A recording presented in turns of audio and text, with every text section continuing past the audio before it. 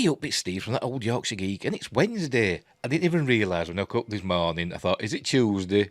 And no, it's Wednesday, which means it's Andor Day, Star Wars Andor. So I've got my Star Wars cap on for a change. It keeps popping off my head because I've got a big, massive, fat head. Sorry about the background. You'll have to put up with my living room. I couldn't be bothered putting me curtains up, my screen thing. And my XSplit software thing that's supposed to take all this away is throwing a Benny, making everything jerky. So I thought, sod it, you can see my living room. There you go, there's the kitchen beyond. If you hear any noises, the washing machine's on. I don't care. So let's get on with it, shall we?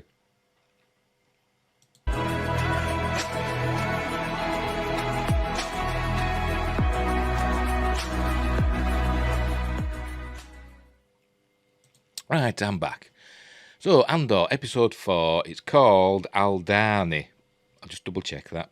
Yes, Aldani, which is the name of a planet. The previous 3 episodes, I said in my reviews, they don't have names. They're just called episode 1, 2 and 3, which were true at the time because it wasn't on the internet. It just said episode 1, 2 and 3, and that's what it said on Disney Plus as well. But apparently they've got titles now. So episode 1 was called Casa. No idea what that means. Episode 2 is That Would Be Me. And episode 3 was Reckoning. So there we go. So we're on episode 4, Aldani. By the way, the first 3 episodes were directed by Toby Haynes, written by Tony Gilroy. Episode 4 was directed by Susanna White and written by Dan Gilroy, who I believe is Tony's brother. Right, so that's that out of the way. Where are we? Right, so this episode, it's not exactly action heavy. In fact, there's no action whatsoever that I could discern. But it's still a good, interesting episode. So we'll get it up and we'll go through it and I'll give you my thoughts. Right. It'd help us press that button, wouldn't it? There we go. So we start off, as usual, with the previously on. And it kind of forgets episodes 1 and 2 and just goes straight to episode 3 and shows Bix and Luthen. I think I kept calling him Luthien, but I think it's just Luthen. So let me double check that. Where's Stellan's car? Yeah, just Luthen Rael. I kept calling him Luthien for some reason, because I'm an idiot.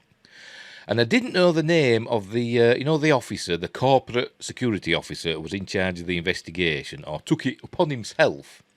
I didn't know his name at the time. Apparently it's Cyril Khan, Deputy Investigator Cyril Khan. Oh, sorry, Deputy Inspector Cyril Khan, played by Kyle Soller. There we go, so we know that now. Right, so, where were we? Right. So, this is Bix talking to Luthen about Andor. This is the previously on. These are the Cyril Khan there, and the others going to arrest him. They've gone to see Marva, all that. And then obviously it all goes awry for them. What's his face? Andor and Luthen escape, blowing up the speeder and killing several of his men. We learn that several have died. I don't think we get an exact count. It just says several. And then we go to the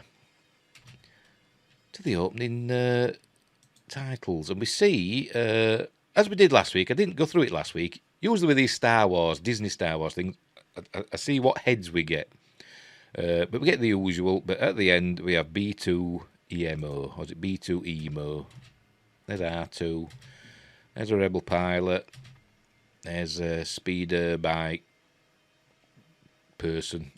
What do they call them? Scout trooper, that's it. There's some sort of stormtrooper.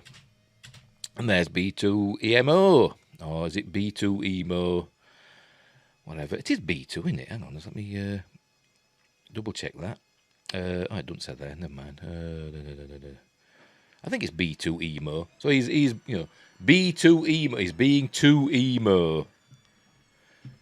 I don't know how to work that out, but whatever. Anyway, right, so we cut to stars. We have the interminable, that goes on forever, title screens. It seems to anyway. It just seems to unfold and take a million years. And then what happens?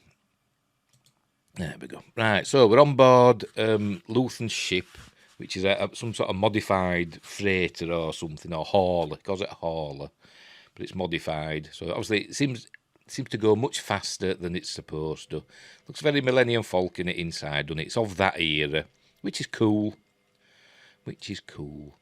So they're going to hyperspace and they're heading to Aldhani. Luthen's got a computer on his ship, which reminds me of the computer on the ship in Star Chaser, The Legend of Orin. If you've seen that, it's an amazing animated movie. I'd call it a cartoon, but you're not allowed to call them that these days, are you? It's an animated feature, which came out in the mid-80s, I think about 1986, 87-ish, something like that. And it's a great, some people say it's a Star Wars rip-off, and it kind of is, but it's a great film, and there's a computer on that called Arthur. Is the computer of the Star Chaser, because that's the name of the ship. And Luthen's computer on this kind of reminds me of Arthur. But you'd have to see the film to understand. Anyway, he's got an injured arm as Cassian. So he takes some Mednog, a little drink. Brandy, I suppose it is. And he sees to his arm, but not very well. He does it over his clothes for some reason. Why do they apply bandages over their clothes? I don't know, but he does that. But then when we see him later on, he's got a bandage, under his clothes. I don't know. Continuity, whatever. Anyway, so they're going to Aldhani. So you notice there, see, he's got a knife there that he secretes.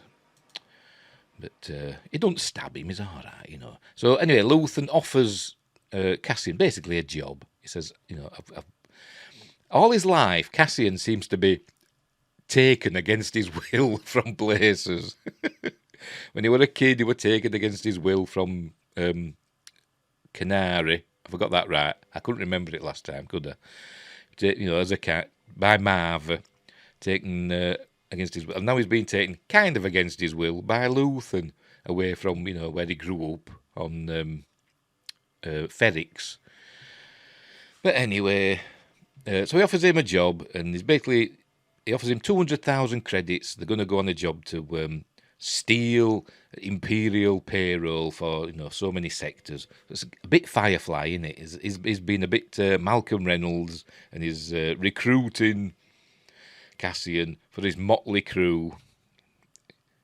Is Cassian a bit like Jane, maybe? But not really. But not as cool. Anyway, so that's that. So he accepts that. And have a little chit-chat. They don't really trust each other, but, it's 200,000 credits, isn't it? And all said and done.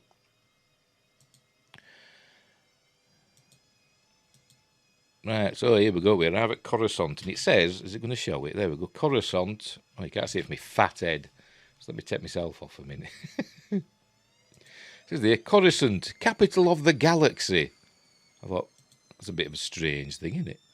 It's capital of the Galactic Empire, capital of the Galactic Republic, as was. But it's not capital of the galaxy, isn't it? There's like the unknown regions. It's not the capital of that, is it? Apologies if you can hear the washer. I should shut the door, shouldn't I? But sod it.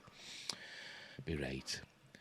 So there we are. So we're on Coruscant. There it is, and all its... you'd think the atmosphere would be knackered, wouldn't you? If the planet's just in a city. What's generating the oxygen? But it's in, it's a galaxy far, far away, drinking game. Anything goes. Right. So anyway...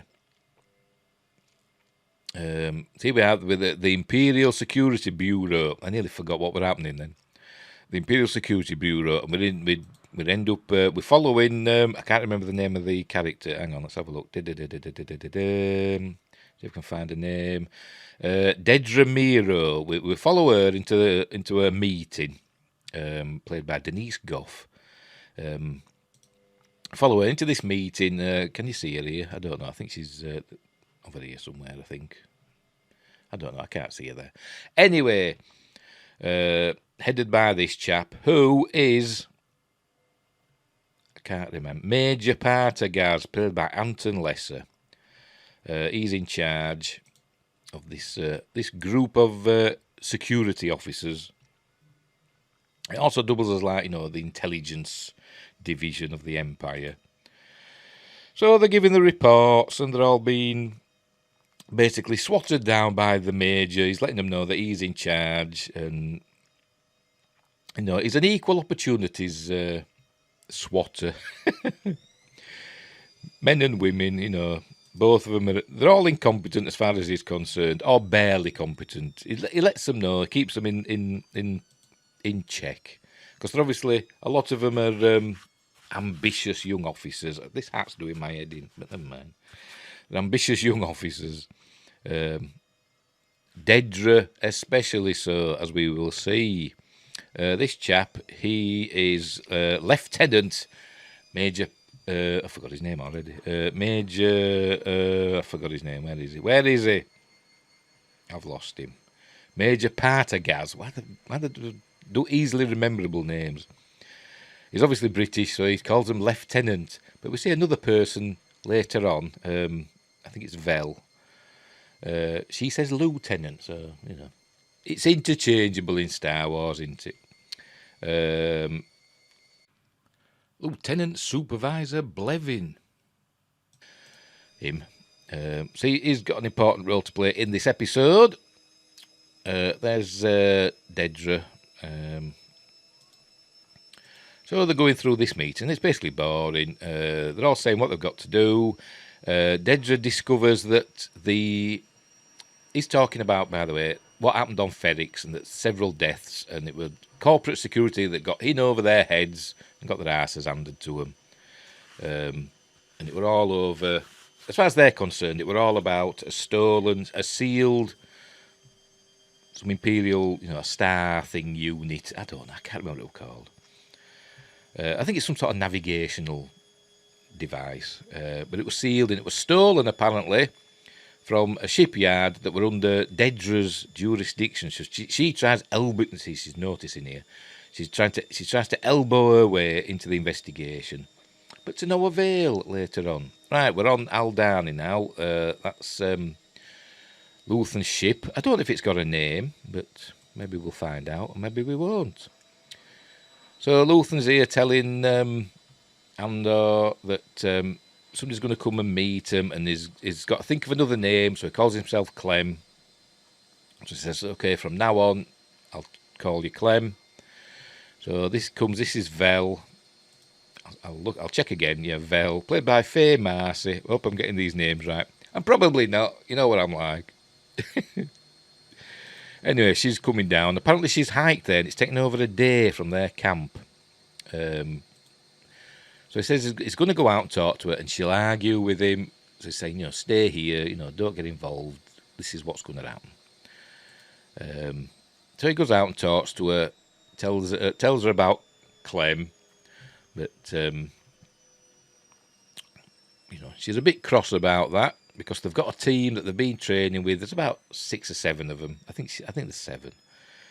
And just foisting this new man on them, she's not happy about. But he says, it's like a critical redundancy. So if anybody drops out, he can step in. So they do that, and Luthen leaves Cassian with her, and they set off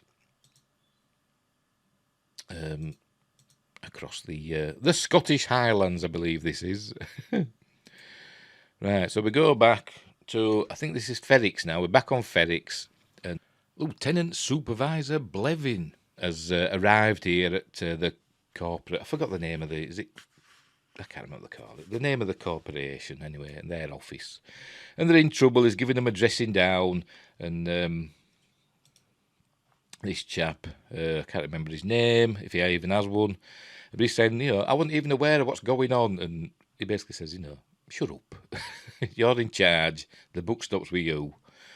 I don't care if you weren't aware of it. You should have been aware of it. You're in charge. Everything that happens is on your watch.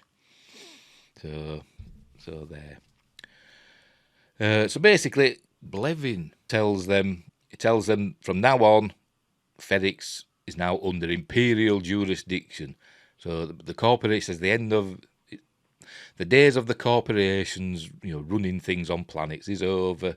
So the Empire's moving in. So I presume there's going to be a garrison on Ferrix from now on. And I'm wondering, are these going to get? They're going to get new uniforms. Are these going to become Imperial officers? I don't know, but I think they've essentially been fired from the job, because we see later on Khan. He goes back home. He goes to his mother's, but we'll see that in a bit. And he's looking a bit despondent. So that's that. And he's telling them, they've messed up. Right. So this is Vel and Clem hiking across the beautiful Scottish Highlands, or wherever it were filmed. And they have to duck because, here we go, because a couple of TIE fighters roar over. In a minute. There we go, you ready? And another one. There we go. So, and she says they won't be back today, but we learned that they've been out, TIE fighters have been out, sort of scanning the area because they're doing some development or something in the lowlands, wherever that is.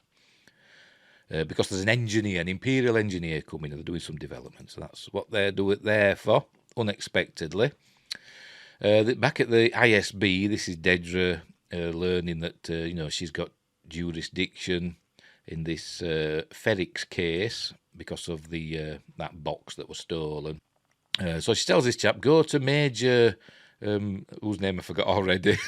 I can never remember it. Partagaz. Why can't I remember that name? She tells him to go to see Major Partagaz and tell him that she wants in because she's got jurisdiction, and he's not happy about that.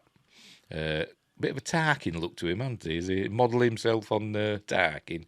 The sunken eyes and the cheekbones, maybe.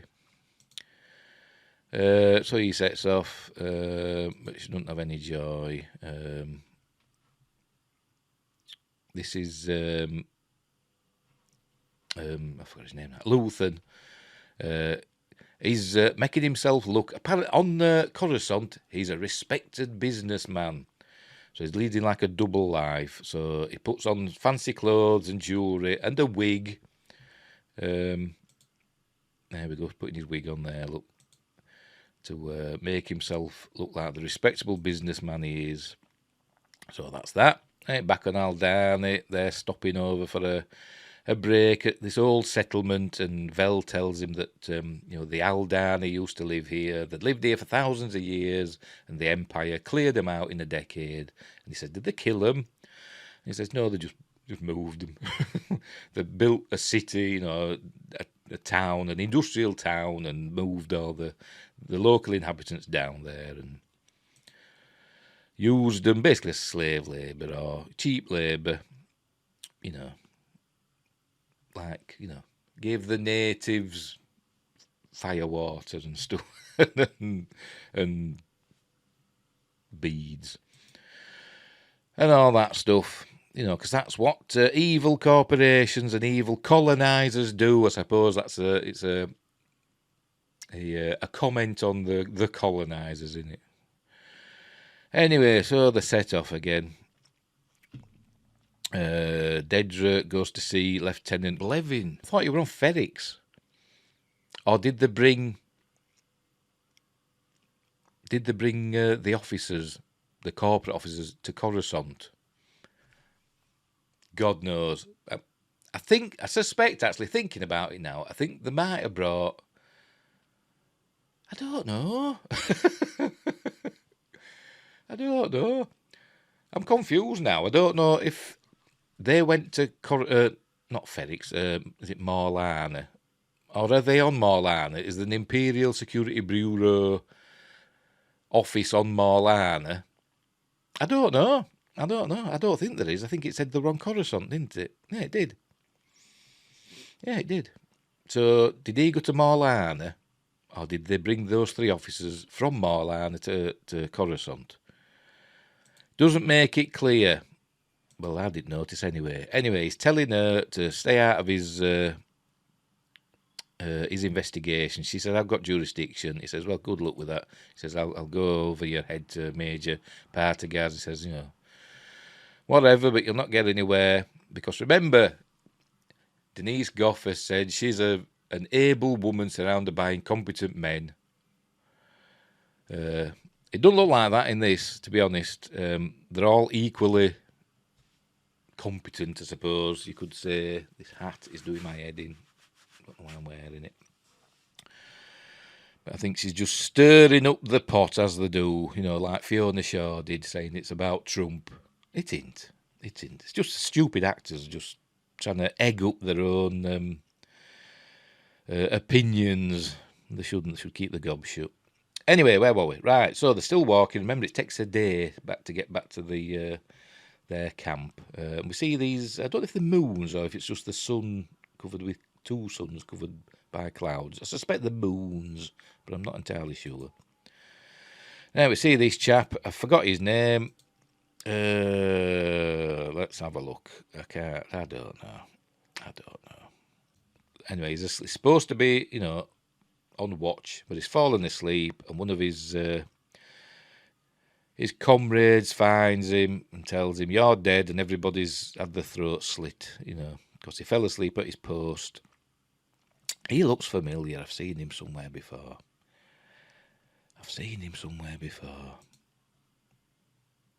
Do you know what he reminds me of? But it's not him, because I'm looking at the list here of who's in it. But it's not him. He reminds me of a grown-up. I think it's David Bradley who played. I forgot his name now. In Kes, the film Kes, which you're probably not seen if you're not in the UK, but he looks a bit like him. Anyway, so they see. Come on, there we go. They see Vel approaching with Clem.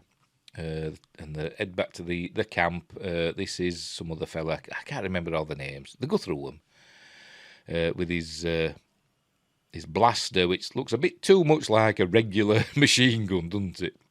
Even I presume it's a blaster and not a projectile bullet firing machine gun, but they haven't changed it very much, have they? So Andor gets introduced to this motley crew. There we go. They're all obviously suspicious of him. Then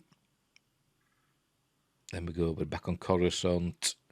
No, are we back on Coruscant? Or are we on Morlana? I don't know, because this is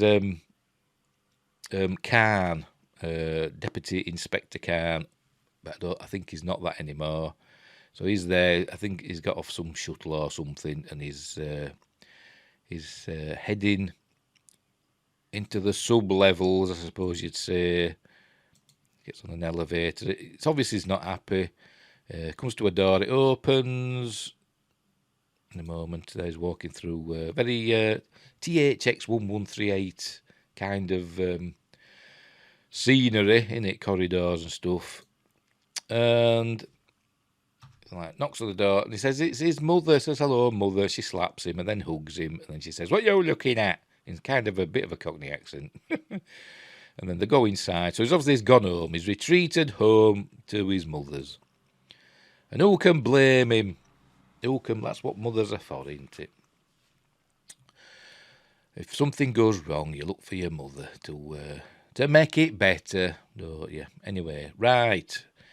Back on Andari. Oh, I can't remember. I forgot what bloody call it already. Aldani, tell you. Aldani. Back on that, she's, I think she's Cinta, I think. Yeah, she's Cinta. She's treating his wound, cleaning it up. She says she can't give him any anaesthetic because they're running low. So, he grits his teeth and bears it because he's tough. Right, back on wherever we are here. I'm guessing it's Coruscant. Does Khan's mother live on Coruscant? Or is it Morlana? Because obviously there must be big cities other than Coruscant in the galaxy. So I don't know. I don't know where we are. I'm guessing it's Coruscant. It's definitely on Coruscant here, sorry. Because we're in Luthen's shop. And he sells artifacts and relics and stuff. And we see Senator Mon Mothma appears with her new driver. So obviously it's a spy, Imperial spy that's been, assigned to her to keep an eye on her. So she's there to find a present for her husband, whose name I can't remember, but he's an idiot. He obviously doesn't know that she's setting up the rebellion, the Rebel Alliance. But that's what's going on. Anyway, they give him the slip. Luthen's assistant distracts the driver by showing him some, 14,000-year-old coins, and they nip into the back and have a little chat. Basically, I think she's the money. She's the money person, and she says, "Well, my funds are endless, but says he needs some money, obviously to pay Cassian his 200,000 credits." But so they have a little kind of a falling out, but not a massive one. But he says, you're either in all the way with us, and she says, "Well, I've got more to lose than anybody else, because she's a senator." But obviously there'll be coming a point, won't there, presuming this series, where she'll stop being a senator, I guess, and she'll end up, joining the alliance, running away basically to Yavin 4 or wherever. That'll happen at some point, won't it? I should imagine. Maybe. Or does it happen, when the Emperor permanently dissolves the Senate in A New Hope? I don't know. Anyway, so she buys something from him for her husband, and then they head back. She's nervous, because I think things are the alliance, the forming of the alliance, it's getting a bit sketchy now, and she's getting scared. Right, this chap, don't ask me his name, I can't remember, but he's there. He's pretending to be, an Imperial person, an Imperial officer. I don't know if he's an officer, but an Imperial. Someone that works, for the Imperial. Comes in on a speeder bike. So he's their inside man. That's what I'm trying to say. So he's not happy about Clem. Nobody's happy when they see Cassian. This is that's her husband. Anyway, apparently he set up a big dinner party that she'd forgot about. He said, "I told you a month ago." So some of his old friends are coming, and apparently some Imperial officers, which she's not happy about, because she says, "Oh, those Imperial officers are the ones that have just ended the trade routes to this planet, and people are going to starve. Don't sit me near them." So they have a falling out about that. She storms out, and he's oblivious to what's going on because he's rich and he don't care about the little people, which is obvious. That's the table settings. I know it's all on pads and stuff. I keep looking at these these new Disney Star Wars things, see if they have paper in. Because remember in the sequel trilogy, they had the books, didn't they? The Jedi texts, which were like proper books. And George Lucas always said there's no paper in the Star Wars universe. But I suppose you could argue that they're super ancient, before technology were around. So at the moment, there's still no paper. It's all on pads and stuff. So they're having they're falling out. Right, they're going over the plan. They've got little, it's not to scale, we're told, a model of what they're going to do. Apparently this is some sort of dam. There used to be a mighty river there, apparently, but the Empire dammed it up. And the things they've got to steal are on the other side of the dam, and then they've got to escape through this, can you see it here, there? This tunnel or whatever it is, and but they've got an old ship, and Andor's going to fly it, and they're doing it at a time when there's like an amazing celestial event. The planet passes through some like charged particles, and it lights up the sky, and it's supposed to be amazing. And they're going to use that as cover to escape in this ship after they've stolen the payroll. So that's what's going to happen there. And Cassian says, let's get on with it then. And I think that might be it, actually. That could be the end of the episode. He says he's in, so That's how it ends. Oh no, I'm wrong. I'm wrong again. Forgot about this. Major Partagaz, yeah. He's got to sort out the bother between Dedra and Blevin. He says Blevin wants to carry on. It's his job. Dedra, you're an able officer, go on like goes, with a smirk on his face, because he thinks the major's sided with him, which he hasn't really. He's just following the rules. He's just saying, it's his job, it's his jurisdiction. You're trying to, elbow your way in on something that you shouldn't really be bothering about. There's more important things. But she's saying she thinks this is part of a conspiracy to, bring about a rebel alliance. I think she actually uses them terms. She thinks it's there's more to it, than what they realise, and she's right, obviously. But he says no. You're a bright officer. You've got a bright future. You'll go a long way. Just stick to your duties as they are expected to be done, and you'll not go wrong. So obviously she's not going to do that, is she? We know that. So that's that. That's that discussion. And what's happening here? Oh, this is they're having the dinner in the woods round the campfire. Cassian's given a pad with all the information on. He's got to learn all this stuff. The layout of the base, the topography of the area, an Aldani phrase book. I don't know what he needs an Aldani phrase book for, but whatever. So that's that. He's got to learn all that by morning. So it's fair enough, and that's it. That's the end of the episode. So there you go. So that's how it ends. So next week, are we going to see the attack? We don't know what it's called yet, but it's going to be directed by Susanna White again. So anyway, so there we go. Anyway, so episode 4. I don't even know what episode we're on. Episode 4. It was okay, not action packed, but it was like setting the scene and showing us the characters who were important going forward. We don't see Bix, which is a shame. Will we see her again? I don't know. I hope so, because she was good. Will we see Marvin again? I don't know. Will we see B2EMO again? I don't know. Is Cassian now done with that part of his life? Is he done with Ferrix? I suppose he'll come across Khan again, won't he? Khan! So we've got Khan and a Gorn. Is Tony Gilroy a Star Trek fan? He must be. Tony and Dan. He must be. So anyway, so I enjoyed this episode. It was a bit slow, and it would obviously there was not any action in it, but it was interesting.